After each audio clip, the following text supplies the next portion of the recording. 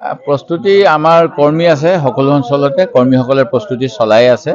মই আজি এই মিছানাৰণলৈ আহিছিলোঁ। আমাৰ সমষ্টিৰ ইয়াতে কিছু ইছলাম ধৰ্মী লোক আছে, তেখেতসকলৰ লগত ঈদৰ কাৰণে শুভেচ্ছা জ্ঞাপন কৰিলোঁ আৰু অলপমান চাহ জলপান খালোঁ। আৰু সকলোৱে কৈছে যে বিজেপি চৰকাৰখনে অসমৰ কাৰণে যিখিনি কাম কৰিম বুলি কৈছিল সেই কামখিনি কৰাত বিফল হ'ল। সেই গতিকে তেওঁলোকক বহুত সুযোগ দিয়া হ'ল 2014 চনৰ পৰা। বিদেশীৰ নামত স্বদেশীক অত্যাচাৰ কৰি আছে তেওঁলোকে আমাৰ ভূমিপুত্ৰবিলাকৰ মাটি কাঢ়ি আদানী আম্বানীক দিছে। আমাৰ নিবনুৱা যুৱক যুৱতীক সংস্থাপন দিম বুলি কোৱাৰ পিছত তেওঁলোকে বাহিৰত যায়, মৃত্যু হয় আৰু তেতিয়া তাৰ পৰা তেওঁলোকৰ ডেড বডি অনা স্কিম এটা চলাইছে চৰকাৰে।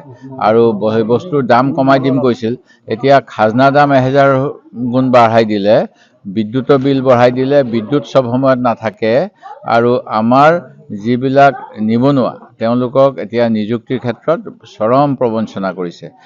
আৰু যিবিলাক মাটিৰ পট্টা দিয়াৰ কথা আছিলে, এতিয়া বহুত মানুহে বহুত বছৰ ধৰি বহি আছে, সেই মানুহবিলাকক মাটিৰ পট্টাও দিয়া নাই, খালি প্ৰলোভন। সেইকাৰণে ৰাইজে কৈছে এটা শিক্ষা দিম, আৰু এইটো গণতন্ত্ৰত সেইটোৱে ভাল কথা যে ৰাইজে ইচ্ছামতে ভোট দিব পাৰে, কিন্তু ভয় ভাবুকি চলি থাকে। এই গতিকে আমাৰ কৰ্মীসকলে কৈছে আমি ভয় ভাবুকি চেলেঞ্জ হিচাপে ল'ম, কাৰণ আমি আলফাৰ সময়তো বহুতে কৈছিলে কংগ্ৰেছ ত্যাগ কৰিব লাগে, সেই সময়ত আমাৰ সমষ্টিত কোনো মানুহে কংগ্ৰেছ ত্যাগ কৰা নাছিল। আৰু এতিয়া বিজেপি দলেতো আৰু মানে ভয় ভাবুকি দিছে আঁচনি কাটি দিম বুলি। আঁচনি কটাটো সম্ভৱ নহয়। দুখীয়া মানুহৰ আঁচনিখিনি দুখীয়াই পাব, সকলো মানুহৰ আঁচনিখিনি সকলো মানুহে পাব। যেনেকৈ পানীটো সকলোকে লাগে, ৰাস্তা সকলোকে লাগে, হস্পিটেল সকলোকে লাগে, সেইবিলাকো তেওঁলোকে ভালকৈ কৰিব পৰা নাই। আৰু বাকী দুখীয়া মানুহকতো যিসকলে আপোনাৰ ধৰক অংগনবাদীত কাম কৰে, স্কুলৰ ৰান্ধনি কৰে, তেওঁলোকক একদম কম পাৰিশ্ৰমিক দিয়ে আৰু একো কাম নকৰাকৈ বহুত টকা দিয়ে বহুতকে। সেই গতিকে আমাৰ ইয়াতে অসমীয়া মানুহৰ যিটো স্বাভিমান, সেই স্বাভিমান বচাবলৈ হ'লে বিজেপিক বদলাব লাগিব।